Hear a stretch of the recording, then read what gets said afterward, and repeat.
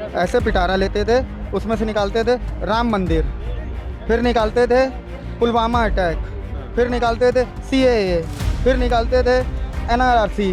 हैं तो ये सोचते थे, इनके पास जो पिटारा था कि हर बार एक नाग निकलेगा और मणि दे के जाएगा। CAA पे नागरिकता देने का कानून है। जो यहाँ पे पहले भारत में रह रहा है उसको नौकरी तो पहले दे दें, शिक्षा तो पहले दे दें। नौकरी मिल तो रही है सबको। क्या आप माइक पकड़ कर नहीं घूम रहे होते? अगर नौकरी मिल रही होती, 2 करोड़ का वादा हुआ था हर साल। योग्य लोगों को रोजगार दे रहे हैं। योग्य, वो खुद योग्य है प्रधानमंत्री पद के। स्मृति ईरानी योग्य है, हाई स्कूल फेल। सीधी बात ये है, अपने घर में नहीं खाने को, अम्मा चली भजाने को। हाँ, मुस्लिम तो देश है, जो मुस्लिम देश होता है छोड़ कर आए हैं। बर्मा में जो मुसलमान का कत्लेआम हुआ, इतने मुसलमान मारे गए।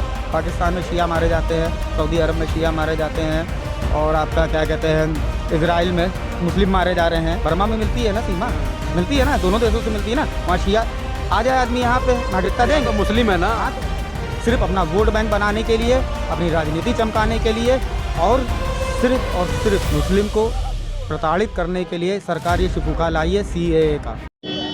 नमस्कार दोस्तों, सुप्रीम कोर्ट के आदेश के बाद इलेक्टोरल बॉन्ड को जमा करने उसका ब्यौरा देने की तारीख पर सुप्रीम कोर्ट ने तय कर दी है, लेकिन उसके बाद में प्रधानमंत्री मोदी जी ने CAA का नोटिफिकेशन जारी करने का एक आदेश जारी किया और पूरे देश के अंदर CAA लागू कर दिया गया। उसके बाद में आज हरियाणा के अंदर भारतीय जनता पार्टी और JJP की सरकार जो गठबंधन के साथ मिलकर चल रही थी, उस सरकार को गिरा दिया गया और मुख्यमंत्री मनोहर लाल खट्टर ने इस्तीफा दे दिया और नायब सिंह सैनी उनको विधायक दल का नेता चुना गया। प्रधानमंत्री मोदी जी जहां 400 पार का नारा दे रहे हैं, वहां एक राज्य के मुख्यमंत्री को सिर्फ इसलिए बदल दिया गया कि लग रहा है कि हरियाणा के अंदर माहौल थोड़ा सा बदला हुआ नज़र आ रहा है। तो क्या लग रहा है, जिस तरह प्रधानमंत्री मोदी जी 400 पार का नारा दे रहे थे, इलेक्टोरल बोर्ड ने उनका पीछा ले लिया है, अब हरियाणा के अंदर सरकार गिर गई है, तो क्या लग रहा है? अभी जमानत भी जब्त हो जाएगी। कल आदेश आ जाने दीजिए सुप्रीम कोर्ट का, तो जमानत भी जब्त हो जाएगी और पैसे भी जब्त हो जाएंगे, दोनों चीज़ें जब्त हो जाएंगी इनकी तो। और जो CAA का मुद्दा लेके आए हैं, इनके पास मुद्दे बचे नहीं थे। ये हर साल एक काम करते थे, ऐसे पिटारा लेते थे, ऐसे पिटारा लेते थे, उसमें से निकालते थे राम मंदिर, फिर निकालते थे पुलवामा अटैक, फिर निकालते थे CAA, फिर निकालते थे NRC। हैं तो ये सोचते थे, इनके पास जो पिटारा था कि हर बार एक नाग निकलेगा और मणि दे के जाएगा। तो अभी तक मणि तो मिली नहीं है इन्हें, तो उसी की तलाश में है। क्योंकि सारे मुद्दे खत्म हो गए, पुलवामा अटैक दोबारा करवा नहीं सकते हैं। हाँ, इतने जवान जो शहीद हुए उनका हिसाब दे नहीं सकते हैं, तो ये दोबारा इनके पास और कोई मुद्दा था नहीं। हाँ, इसके बाद CAA के बाद इनका जो दूसरा मुद्दा रहेगा, कृष्ण जन्मभूमि, जामा मस्जिद के पत्थर, उसकी सीढ़ी की खुदाई, ये सब मुद्दे नेक्स्ट चुनाव के लिए बचा के रखे हैं। अभी जो बात करते हैं CAA पे नागरिकता देने का कानून है, मान लिया देने का कानून है, लेकिन अगर जो यहाँ पे पहले भारत में रह रहा है उसको नौकरी तो पहले दे दें, शिक्षा तो पहले दे दें। नौकरी मिल तो रही है सबको। क्या आप माइक पकड़ के नहीं घूम रहे होते? अगर नौकरी मिल रही होती तो ये तो नौकरी है। क्या वो ये नौकरी है? यूट्यूब से पैसा आता है, मेहनत से पैसा आता है कि मोदी जी ने लगवा दिया है? मोदी जी कह रहे हैं आपको कि आप करो ये काम, उनके तरफ से आपको क्या नौकरी मिल गई है? क्या रोजगार मिल गया? ये रोजगार है? ठेला लगा पकड़ कर थोड़ी ना दे देंगे रोजगार। तो किसको? 2 करोड़ के वादा हुआ था, 2 करोड़ का वादा हुआ था हर साल। तो योग्य लोगों को रोजगार दे रहे हैं। तो योग्य, वो खुद योग्य है प्रधानमंत्री पद के। स्मृति ईरानी योग्य है, हाई स्कूल फेल। योग्य नहीं है। अरे भाई, हाई स्कूल फेल या हाई स्कूल की मार्कशीट दिखा दे अपनी। है पास, वो किस बेस पे बन गई है MP सांसद? किस बेस पे बनी है? वो फर्जी डिग्री दिखा के कैमरे के सामने, वो भी अमित शाह जी फर्जी डिग्री दिखा के बताते हैं उस समय कंप्यूटर से छपी हुई 1985 की डिग्री कंप्यूटर से छपती थी। है वो योग्य हैं? वो खुद एक इंटरव्यू में बोले कि मैं 8वीं तक पढ़ा हूँ, वो योग्य हैं? जबकि पोस्ट ग्रेजुएट होना चाहिए, प्रधानमंत्री पद के गरिमा को बनाए रखने के लिए पोस्ट ग्रेजुएट होना चाहिए, तो वो योग्य थे? खुद योग्य नहीं है, दूसरे में योग्यता ढूंढते हैं। और योग्यता तय कौन करेगा? वो तो कॉपी जचेगी तब योग्यता तय होगी ना। पेपर लीक हो जाएंगे तो फिर कहाँ से होगा? है तो सबसे बड़ा मुद्दा तो ये है कि पहले अपने लोग को संभाल ले, फिर दूसरे लोग को नागरिकता देते रहे, घर देते रहे, स्वास्थ्य देते रहे, शिक्षा देते रहे। पहले घर में जब भूखा पड़ा है आदमी, उसको खाना खिला नहीं पा रहे, अपने घर नहीं है खाने के लिए, दूसरों को चले भजाने के लिए। सीधी बात ये है, अपने घर में नहीं खाने को, अम्मा चली भजाने को। अच्छा। हाँ, तो इनका ये रूल है, पहले अपने घर को संभाल लें, उसके बाद दूसरों का घर देखें। और ये किस आधार पे ये नागरिकता दे रहे हैं? आप पत्रकार है, आप सर्वे करते रहते हैं, किस आधार पे ये नागरिकता दे रहे हैं? आर्थिक या धार्मिक? धार्मिक आधार पर। वो तय कौन करेगा? सरकार तय कर रही है। कैसे? वो लोग पाकिस्तान से छोड़ कर आ गए ना इसी उसमें। मुस्लिम को छोड़ के बाकी सबको, मुस्लिम को काहे नहीं। मुस्लिम तो देश है, जब मुस्लिम देशों से छोड़ कर आए हैं वो। बर्मा में जो मुसलमान का कत्लेआम हुआ, इतने मुसलमान मारे गए।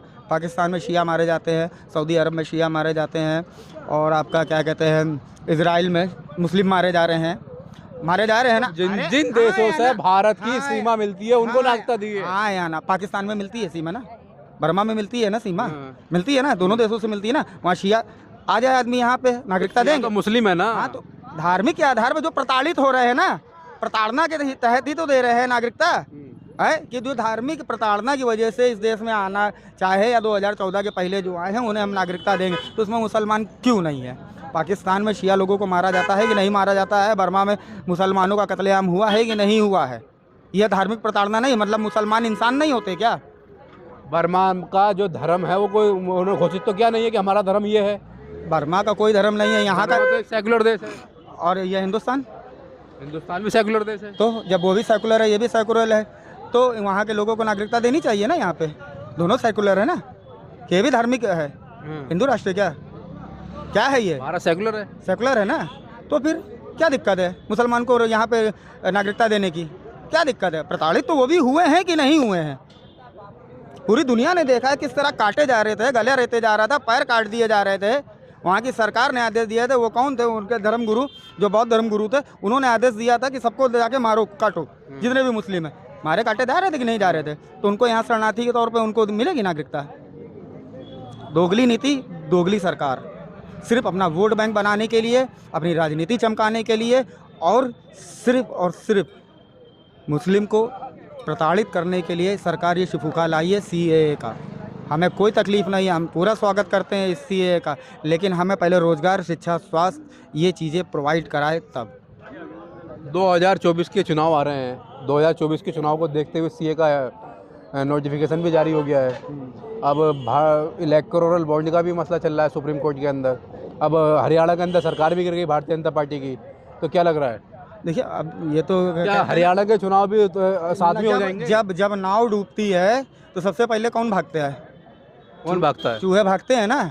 जब नाव डूबती है तो सबसे पहले चूहे भागते हैं, तो चूहे भागने की तैयारी में लगे हुए हैं और भाग रहे हैं। हरियाणा में भी भाग रहे हैं। अभी यहाँ के सांसद ने भी टिकट लौटा दिया, पास के ही अपने लखनऊ के बगल के बाराबंकी में। उधर पवन सिंह ने भी टिकट लौटा दिया, क्योंकि हिम्मत नहीं, क्योंकि जनता जानती है और कुछ नेता भी जानते हैं कि ये मुद्दों पे लड़ाई नहीं करती, सिर्फ धार्मिक लड़ाई पे ही चुनाव जीतती है। तो जनता धार्मिक मुद्दों पर वोट दे रही ना, यही तो बेवकूफ़ी है ना। क्यों नहीं केरल में जीत जाते हैं धार्मिक मुद्दों की वजह से। आज तक सरकार नहीं बनी क्योंकि 99.8% लिटरेसी है वहाँ पे, यहाँ पे 33% लिटरेसी रेट है। तो अनपढ़ लोग भाजपा को वोट देते हैं, आप ऐसा कह रहे हैं। हाँ, वो माइंड वॉश करते हैं, जैसे वो होते हैं ना, कौन वो, अरे आतंकवादी संगठन वाले ब्रेन वॉश करते हैं ना, वो बनाते हैं आतंकवादी बनाने के पहले ब्रेन वॉश करते हैं ना, वैसे यहाँ पे ब्रेन वॉश करके गोबर भक्त बनाते हैं। गोबर खिलाते हैं, गौमूत्र पिलाते हैं और गोबर भक्त बनाते हैं उन्हें। इसलिए ना सोचने की शक्ति रहती, ना समझने की, और जो यहाँ से दिमाग निकाल के यहाँ घुटनों में डाल देते हैं ताकि बस इससे चल सको, पैर का इस्तेमाल कर सको, दिमाग का इस्तेमाल नहीं कर सकते हो आप। दिमाग का इस्तेमाल नहीं कर रहे हैं। नहीं, कहाँ है। मुद्दों पे कोई बात कर लीजिए, CAA, NRC और फलाना ठिकाना। ये प्रधानमंत्री मोदी जी कह रहे हैं अगर कांग्रेस से सरकार बन गई तो किसानों को 6,000 रुपये नहीं मिलेंगे। अरे 5 लाख का आयुष्मान कार्ड नहीं मिलेगा। चाहिए, हमें नहीं चाहिए 6,000 रुपये साल का, 2,000 रुपये, मतलब कितना, 500 रुपये महीना भिखारी है। किसान देश का भिखारी है, 500 रुपये महीने पे बिका हुआ है। इसका मतलब आप 500 रुपये में खरीद रहे हो, 150 रुपये के अनाज में आप जनता को खरीद रहे हो, 80 करोड़ लोगों को आप राशन दे रहे हो। क्यों दे रहे हो भैया? आप रोजगार दे दो, वो खुद खरीद के खा लेगा। क्यों आपने भुखमंगा बना के रखा है पूरे देश को, 80 करोड़ लोग की जनता को क्यों भुखमंगा बना के रखा है? आप ये साथ दे रहे हो कि देश को बर्बाद कर रहे हो। आपको शर्म नहीं आती कि कहीं बताते हुए कि हमारे देश में 80 करोड़ लोग ऐसे भी हैं जिनको खाने के लिए राशन नहीं है, सरकार की तरफ से राशन मिलता है। ये देश का सम्मान है कि देश की बेइज्जती है? हमारे देश से विदेशों में इसरो क्या नासा हुआ है, माइक्रोटेक हुआ, और भी जितनी बड़ी बड़ी कंपनियां हैं, हमारे देश से पढ़ के लोग वहाँ पे जाके नौकरियां करते हैं और वहाँ पैसा कमाते हैं, देश का नाम ऊंचा करते हैं। और मोदी जी क्या करते हैं कि हमारे देश में 80 करोड़ लोग बेरोजगार हैं, 80 करोड़ लोग भूखमंडे हैं। ये देश का सम्मान बढ़ा रहे हैं।